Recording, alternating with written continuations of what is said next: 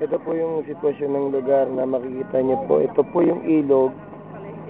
At yung tubig ilog po ay sumampa na po doon sa pinaka-wall, ano. Nakita niyo po na ang tubig po ng ilog ay pumasok na po sa lugar ng barangay Umboy. So ang kabuuan po ng Umboy ay pinasok na po ng tubig ilog. Alan, diyan ka lang, huwag kang makulit. Sabi ni Tita, huwag kang gagalaw. O, diba? Oh. Ay, nako! May gumagalaw kaya sa kanila sa likod. Siyempre, nakatayo. Ay, nagkamali. Wala nang nakatayo.